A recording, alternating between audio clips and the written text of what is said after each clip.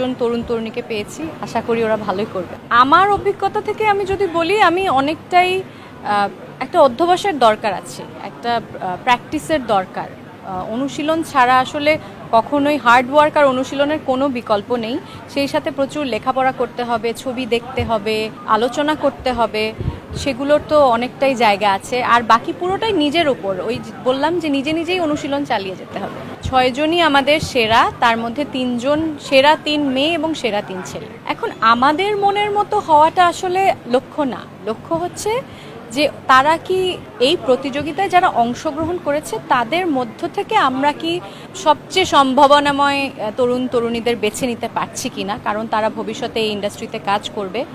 তো সেই জায়গা বিবেচনা করে আমরা চেষ্টা করেছি আমাদের সর্বোচ্চ দিয়ে ওদের গাইড করার, এবং আমার মনে হচ্ছে যে যথেষ্ট সম্ভাবনাময় তারা। কাজের সুযোগ, আমার মনে হয় এই ইন্ডাস্ট্রিতে প্রচুর কাজের সুযোগ রয়েছে। আমাদের নতুন মুখ দরকার।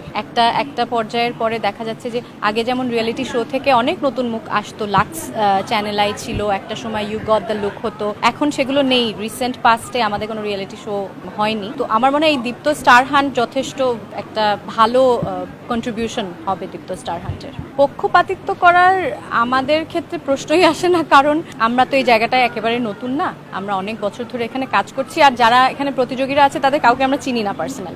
আমরা একেবারেই তাদের সেই দিনকার পারফরমেন্স কেমন হয়েছে সেই অনুযায়ী বিচার করেছি। সেটা আমার মনে হয় দর্শকরা যখন টেলিভিশনে বা দীপ্তর প্ল্যাটফর্মে যখন দেখবে শোটা, তখনই বুঝতে পারবে যে পক্ষপাতিত্ব হয়েছে কি হয়নি। এখন আমাদের এই প্ল্যাটফর্ম থেকে যারা এসছে, এটা একেবারে ওদের শুরু, এটা হচ্ছে ওদের জিরো গ্রাউন্ড। এইখান থেকে এইবার ওদের একটা প্ল্যাটফর্ম পেয়েছে তারা, এটা একটা সুবর্ণ সুযোগ আমি মনে করি।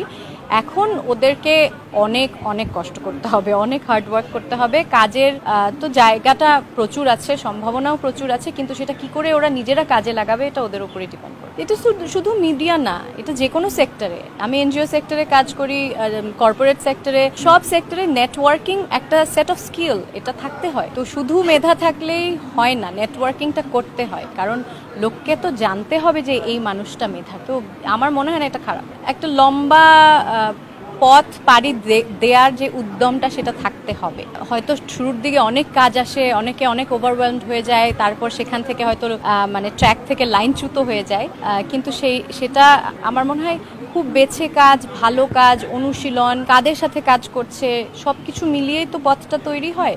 যথেষ্ট ধৈর্যশীল হতে হয়।